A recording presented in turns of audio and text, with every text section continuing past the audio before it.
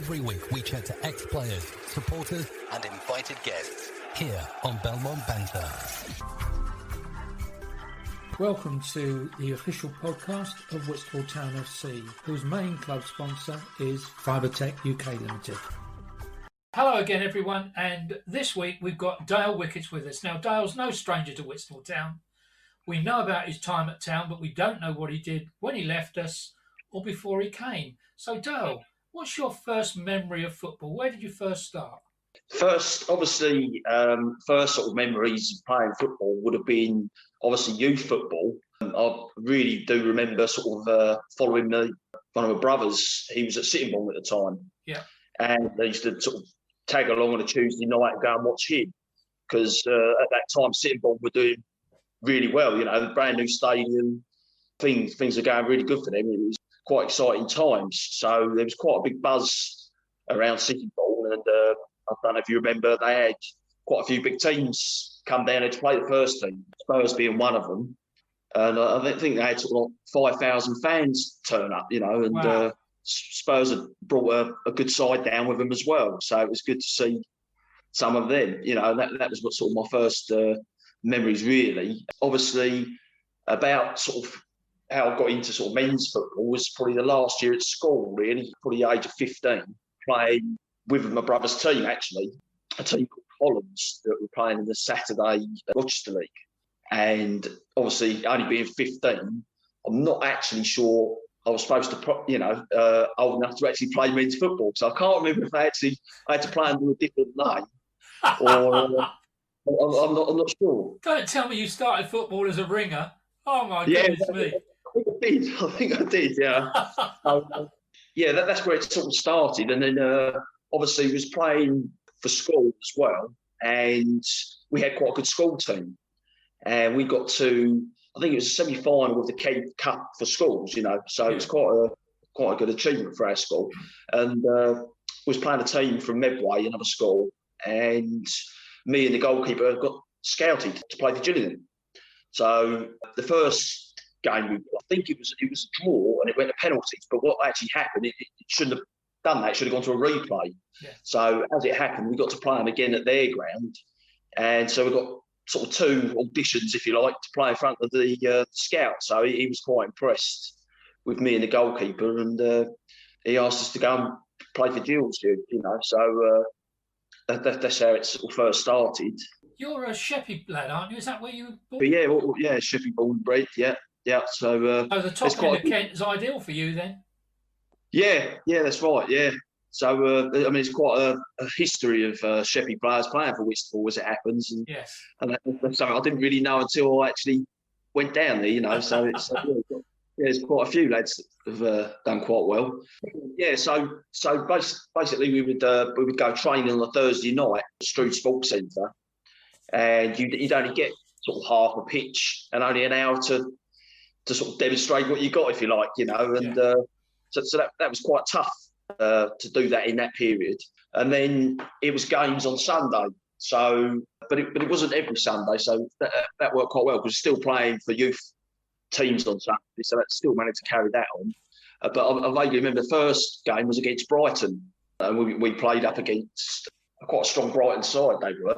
And that was at the Garrison in Gillingham they used to play. And sort of went to the first game. And I remember I was hoping to play centre-half, but actually they put me out right sort of wing-back. What he'd seen in them two games, he thought I was very quick and put a nice ball in. So the first game was right wing-back for me, which is a little bit unusual. So I was a little bit nervous playing there, never really played there before. But I had quite a good game, actually. And I remember playing that game and going up for a header, and the guy elbowed me and getting a great big black eye, you know, and it didn't offer. And but I was quite pleased really, because the next day I got to go into school, you know, with this great big shiner. Of course, everyone wants to know who you had a fight, you know, what's happening there. So then you can always tell it, you know, I was playing for Gills, you know. So nice one. Quite a good tale to tell. Yeah, so that was the first game there, and then the second game I played for them was against West Ham. And that was a away trip up to Chadwell Heath, the actual training ground, which I think you know well because you said you used to live around the area, Tom, didn't you? Absolutely, yeah, I've been to the ground. Here at Belmont Banter, We always try our best to bring you a quality podcast. At times the audio quality is not what we would like. This is due to the signal dropping out during recording, which is not evident live. We are always trying to improve and hope that you continue to stay listening to us. Yeah, so it's quite interesting because turning up, there was all flash cars in the car park. And what had actually happened was the first team were due to play on Monday night. So they was all in for training on the Sunday. And so we were basically in the dressing room next door to them, and all the players were there. And yeah, it was a real starstruck moment. Yeah, that's right. Yeah, but I mean, we got to walk in. That was all in the boot room coming out past you. I think Frank Lampard was there then, Rio Ferdinand, Neil Ruddock, people like, quite star names. And of course, Harry Redknapp, he was wandering around, sort of next to him. You could hear him talking and everything. And so that was quite an eye-opener, really. It's real exciting times, But unfortunately, the game didn't go very good for us. We got smashed about 12-0, I think it turned out. But that was a real, very good side they were. So, that was a bit disappointing, but bonus was to get to see all the Premier League players there. So that was quite cool. And then, but basically after that, really, we had a few more training sessions, but it was coming towards the end of the season. The guy running it was Ron Hilliard and a guy called Kevin Bremner. Basically, they called it's like a team meeting. They just said basically they're only looking to take 2 YTSs on, being, we're going to let you know who's going through and who's not. So then basically we had one more training session. And at the end of that, they called us over one at a time and just told us they were releasing us. It's not going to work for us, So that was quite a disappointing time. A little bit hard to take, really. I haven't had very long there. Haven't really had a chance to show, maybe. So that was a little bit of a sour taste in the mouth and a little bit disappointing. But we sort of dusted myself off, carried on playing for my brother's team for a little while, and then because I was playing youth football as well, because I was playing Saturday and Sundays, playing for Sheppey. I think it would have been under 17s then, I think. And the first team manager of Sheppey wanted to have a look at us. So that was Mel Watkins at the time. And I went down to Natchball to play friendly early doors of that season, played half a game, and he wanted to sign me there and then. So that was quite a big lift for myself, So at 16, signing for the Kent side, it was quite good. And that season I did quite well. I think I played third game in was an FA Cup game. We won that and had quite a good game in that. And I remember the chairman afterwards coming up to me and congratulating me how well I played. And but he was more interested in the fact that he was still the youngest player to play for Sheppey in an FA Cup game. I think he beat me by 3 months or something like that, And so so I think I might have been the second youngest player to play in the FA Cup for Sheppey. I don't know. I'd have to look in the history books, So so that was quite good. And then the end of that season, we actually made it to a cup final, which at the time it was against. We finished sort of mid-table in that season. I mean, we had people like Mark Lane in goal that were from Whitstable Town there as well. But so Ramsgate were the league leaders, and they were the favourites. And the game was down in Ashford Town's ground, which by the end of the season it was terrible pitch, and it was a really wet day. The ground, I was lucky to be on, really. The ground was like a bog, But again, got to start that game. Quite proud that got the nod to start at 16 in a cup final. Big crowd there. Ramsgate had brought a lot of people with them, but we held on. We had a player, I think it was Glenn Barlow, was sent off early in the second half. So we were really hanging on in that game and did well to hang on, and it went to penalties. Me being 16, you were sort of put to I was the last one to take a kick, hoping that it wouldn't even get that far, So I remember everybody scored, and it was getting, I could remember looking at the old man on the side there, it's getting closer and closer to me, and thinking, oh, bloody, I've got to take one here. So up I stepped, longest walk ever, up to the penalty spot. All the crowd were behind the goals, shouting and screaming. And I felt pretty confident, and but the legs were gone. It was a hard game, and only 16. and I stuck it wide. And I'll never forget, all the crowd ran on, hitting you on, tapping you on the back. Devastated, really was devastated. Missing I think it was the last cup final Sheppey had been in since they'd reformed. That was the last time. And I'll never forget the picture in the local paper of me being unconsolable, being dragged off the pitch, crying. That was all over the back page of the local paper, so mega teased for that by all my friends, that was, it was hard to take that. It's bad enough missing the penalty, let alone that all over the back pages. So I bet you still take stick from that. Yeah, on special birthdays, some of the friends still somehow got a picture of that, and they take quite good joy in sending me that. So I'm expecting another one soon. Yeah, but no, that was the only disappointment. But at the end of the season, I got it wasn't too bad. I got manager's player that season as well, and so we all met at a place called the Abbey Motel, and they did the presentation there. The strange bit about that presentation, I was remembering back the other night, is the guy presenting us was actually dressed as Gary Glitter, which to this day I don't why. I managed to find this guy dressed as Gary Glitter in the presentation. I think Laney got a supporters player, and we're being pictures of us with our arms around Gary Glitter, So yeah, I found that quite bizarre, really. Yeah, so that season finished quite well for me, but then the only thing then is the manager decided to leave. Mal Watkins stepped down, and as it happened, we had Glenn Barlow was playing in the team, and so his brother Wayne decided to come. I think he played for Dartford, Wayne. He took over, and he really changed the side up. Quite a lot of the old faces left. I think Laney stayed around. I think he stayed. Although Paul Piggott, I know you've had on here, I think he come along as well. And a guy called Peter Overton. I don't know if you've ever heard of Peter Overton. I know Peter, yeah. Yeah, really sad story there because, he was a really good, fortunately, he passed away. He was an outstanding player. I think he went on to quite good things. But he come down, he was a great player to play with. And so I think about season a bit under Wayne there. And then it got a little bit strange in one part of the season there. Must have been sort of January time. This is in the 2000s.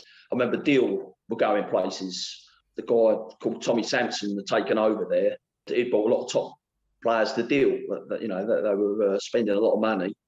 And come January, I had a phone call from him.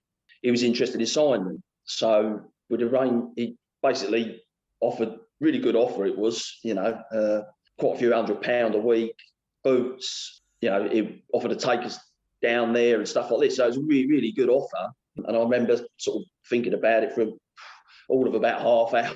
And then I made him, I'm definitely interested, So I phoned him back and said I'd be interested and was going to meet at a hotel on the A2 somewhere near Faversham, because that's where I was working at the time. So we'd arranged to meet there, and then it come the day we was going to meet him. Got another phone call back saying he's running late, stuck in traffic, he'll be able to make it.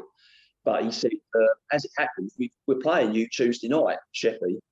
He said, what we could do is we play the game and then we'll do it after the game. So, okay, that suited me. So off I went down there on Tuesday night. In the dressing room, sort of had, a little bit of excitement about that I was going to sign for them. But also I got to play a game and maybe show how good I was, And but 5 minutes before I was due to go out, it was all changed. The club secretary come in and he called me out, said he wanted to work with me. Went out and basically somehow he'd found out what was going to happen.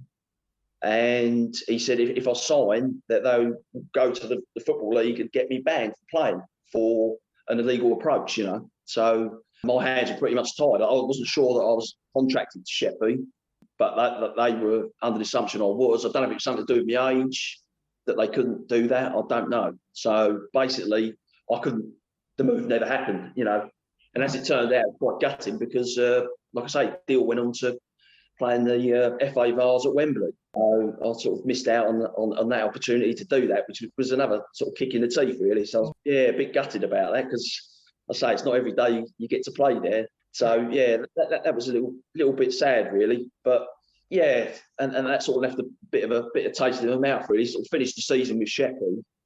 And I think I think Wayne Barlow then, just before the end of the season, stepped down, and Jeff Recall took over. So he came into to finish that season off. But the club were in a bit of a sorry state then, I think, and things weren't going great. There was a lot of money being wasted because obviously they were playing at Central Park and Sittingbourne, and that was costing obviously a lot of money to play there, to ground share with Sittingbourne.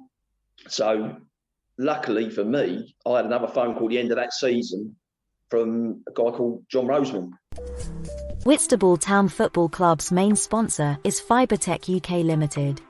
And he offered me the chance to come down to play for Whitstable. Again, towards the end, I had a little think about it, and John come round to see me at home, actually, sort of persuaded me to sign, you know. So, and that was pretty much how I ended up at Whitstable, you know. So, so the first sort of season there, it was quite good. I think we got to a cup final, didn't we? Yeah, we did. In that first season, you know, he brought a lot of the London boys down with him, and the cup finals.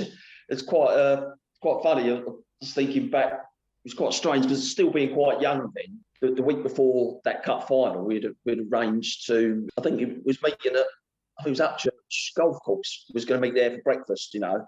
But before that, he said to us, we all have to turn up to the game in girls' thongs. In what? So wearing girls' thongs, you know, like a pair of knickers. So me being me, I thought, is he said this to everybody? Is he winding me up? You know, and I'll never forget it. We had to do it. So I don't know if it was a ritual thing that he did before cup final. Wow. That it really was strange. And all I can remember thinking in my head was I didn't have a girlfriend at the time. So I was thinking, whose thong am I going to wear? You know, so I had a real panic on. I can't go and ask my mum, can I borrow your knickers? You know, I'll turn up with my mum's knickers. I thought, I can't, you know, so I had a real big panic on. Luckily, I've got a sister, so I had to sneak into her room, steal one of her thongs, and sheepishly sort of wear it on the day because I thought, I don't want to be the only one that didn't do it in case everyone's done it, and then you get the odd one out, yeah. You know, so I had this, so got a suit on and everything, and got wearing this bloody thong. But we turn up late, and I was a bit late at the to meet for breakfast, and I'll never forget walking in. Everyone else was sat down, and they had all ordered, and the sort of waitress came up to me and said, you know, everyone's ordered. What would you like? Of course, I've just looked on the site. Well, I'll have the full Monty, you know, the full English, you know. So anyway, so I go and sit down, and you know, a little bit later on, some lady comes out holding this full English. I always remember John standing, who the bloody hell's ordered the full English before a cup final, you know, like this. Of course, I couldn't put my hand up. I was only young, so I was too scared to say it was me. But I think in the end, I think Jason Bragg ended up eating it, and I had a little bacon sandwich. But yeah, I just assumed everyone in there had ordered the full English, you know. So I felt really bad that Brilliant. I'd done. But then anyway, so we got to the ground, and then we all had to show our thongs off, which was really strange. Still to this day, don't know what the idea of that was. I don't know if it was to stop everyone getting, you know, to break the ice a little bit, taking that off, you know, taking your mind away from which I suppose it worked for us really, didn't it? Because, you know, we won that. Again, another penalty shootout. Again, the same number. I was up taking it, and I think everyone in the ground floor was going to miss it. And I didn't. I smashed it in, and I remember doing the old kissing the badge, you know, running away as if I'd won the World Cup, you know. So, and then I think after me, it was Lee Hook, who stepped up and took the penalty and won it for us, didn't he? I think. Yeah, because it went. Was it 13 times? It was something like that, wasn't it? And it went round again. Or did it went round again? It went round again. Yeah, I think that's taking the second one. No, I was getting a bit nervous again. I'd done the first one, but yeah. So that was quite a good day. That really loved that. That was and I think that was one of the first times that Whitstable won for quite some time, didn't they? For a long time, yeah. We all thought you were heroes, mate. Don't worry. Absolutely. Yeah, well, I remember going out one night after that down through Whitstable, and you were treated, you know, fruit drinks on the house, you know, and all the rest of it. It was brilliant. I loved it. It was absolutely fantastic. And first time, because I'd played at Central Park a lot for Sheppey, Yeah. And there was never any atmosphere there whatsoever. You know, it was such a big stadium. But for that cup final, I think we had a really good turnout, and the fans were singing behind the goal. You know, you could hear them on the pitch, and it was brilliant. It was absolutely brilliant. Yeah, I'll never forget that. That was really stuck in my mind, that one. But again, I'll say I think whether it's the following season, we finished about mid-table, and we got to another cup final, didn't we? Down in Folkestone, and that was against Maidstone, which I think we did quite well to get to that. So it was sort of carrying on momentum. Yeah. I think the only thing with that is that John had left by then, isn't it? So I think I think Matt Toms had taken over, which again I played with Matt at Sheppey. He was another old pro, Maidstone boy. I remember. I think I actually probably went because I think they used to play Gillingham on a Boxing Day. It used to be Maidstone Gillingham. Yes. That was always a bit like ourselves. It was always Whitstable Herne Bay Boxing Day. Was it Boxing or New Year's Day? Wasn't it? New Year's Day, yeah. New Year's Day, yeah. Yeah, so literally that cup final against Maidstone. Another one really sticks in my mind because I had quite a good game in that one. And I remember they had a really, really good side, they did. And they had an old pro, Steve Butler, who literally the season before scored the winning goal for Gillingham in the playoffs, you know. And then the second season there I am marking him in the cup final, Whitstable versus Maidstone. So, right, isn't it? And I think I had quite a good game. I don't think he scored, and I think I sort of marked him out of the game, you know. So I was even though we lost, I think it was quite a tight game. I don't know. I remember the score. I think it was only 1-0. I think it was 1-0. Yeah. So So again, not a bad performance, and to play against a guy who literally last season scored the winner. And that pitch down there, it's changed now, but back when you're talking about, it was quite a sandy, dry pitch, wasn't it? Yes. Yeah. No, I haven't been down there for a long time because I mean I never used to really play there because folks were in the league above at the time. But yeah, I mean pitches. Talking about pitches now, I mean a lot of them have gone to 3G, haven't they, Tom? I mean I think Sheppey, where I am now, I think they're talking about changing theirs because I mean they spent a lot of money on their pitch. That's beautiful, isn't it?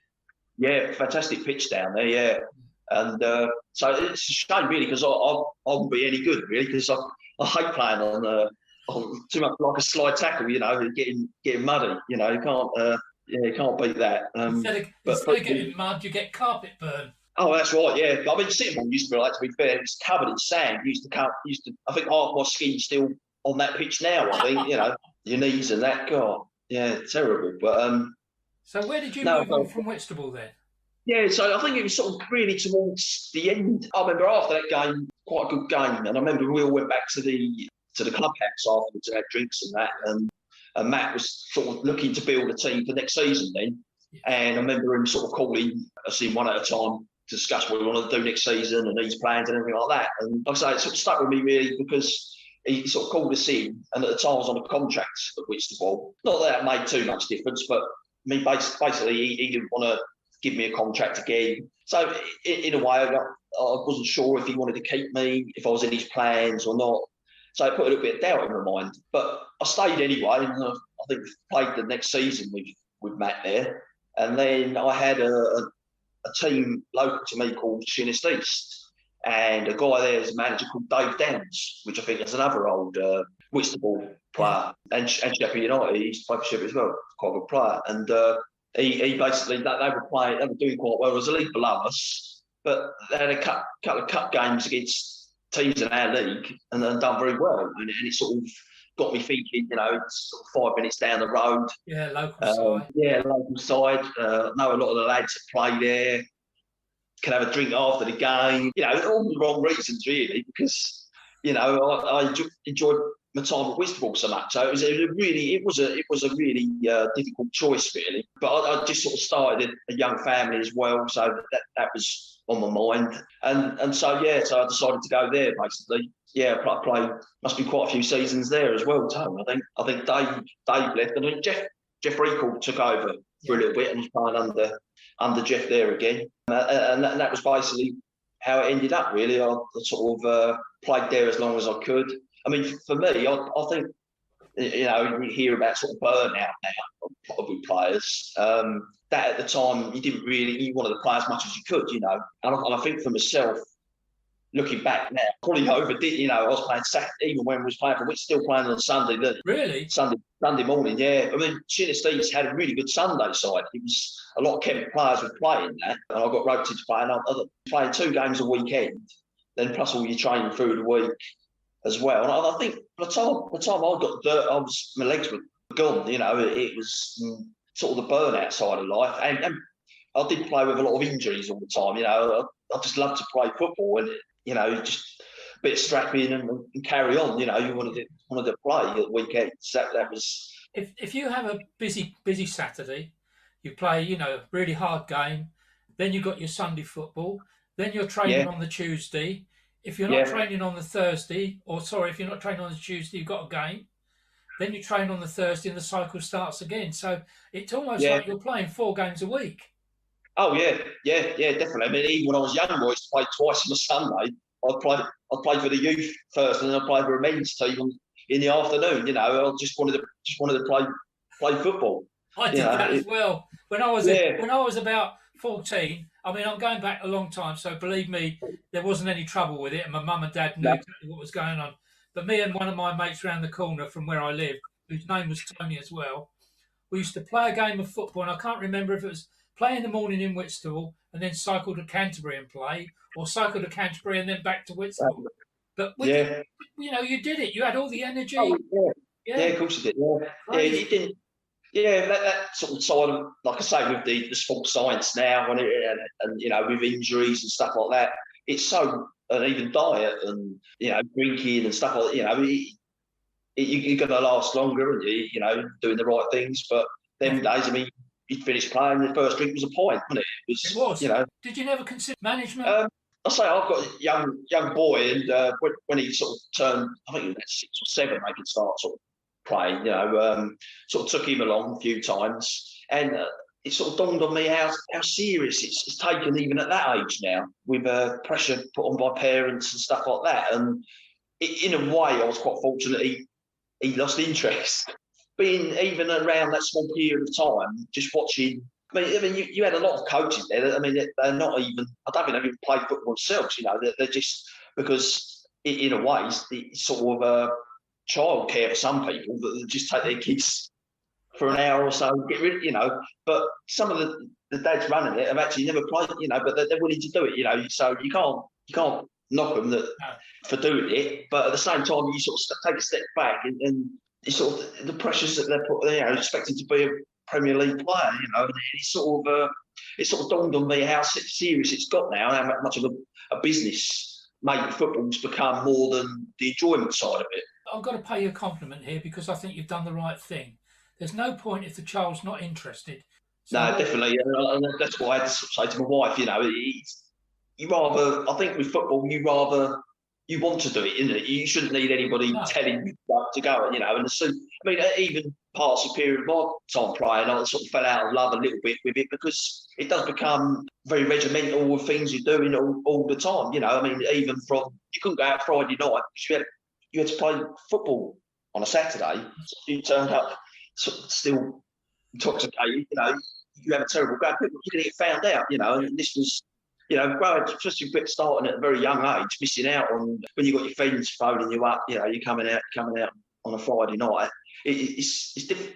For me, I wanted to treat it as professionally as possible. And because I know it affects my performance. So, when you've got people watching you and paying to watch you, it's only the right thing to do is not do that and be professional as possible, so. That's a funny thing you said then, because it's never really dawned on me too much, but you just said it, paying to watch you play. And even if it's only a £5 or £3 or £10, whatever it is, you're invested in watching a good game, aren't they? That's right. They're expecting you. When you pay your money, you don't want someone coming in still drunk from the night before, do you? It's sort of, which I think, it did happen. Don't get me wrong, because but you could see it, couldn't you?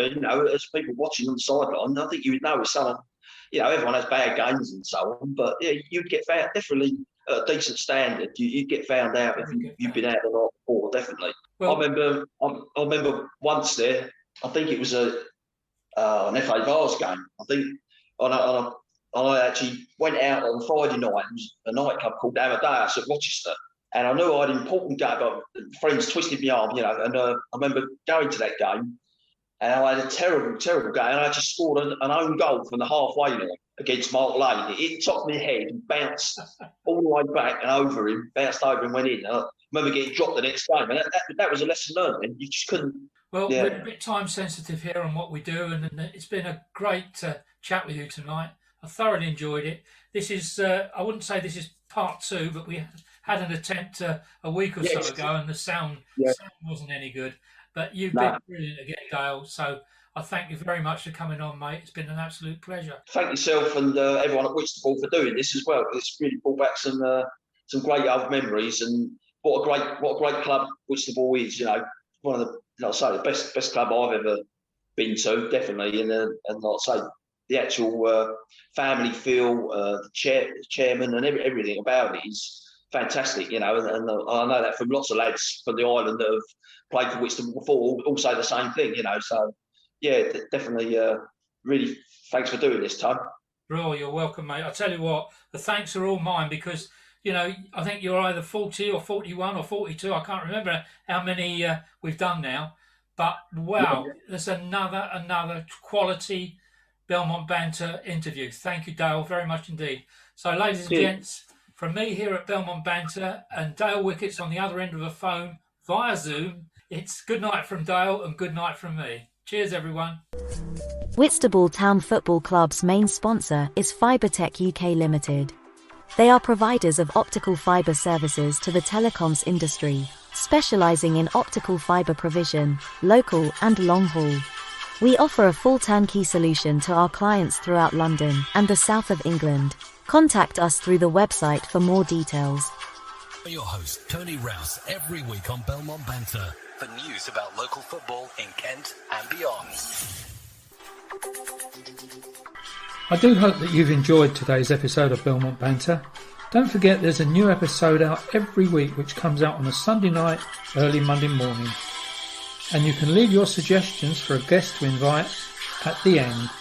And leave a like, and don't forget to pass it on to all your mates. Cheers!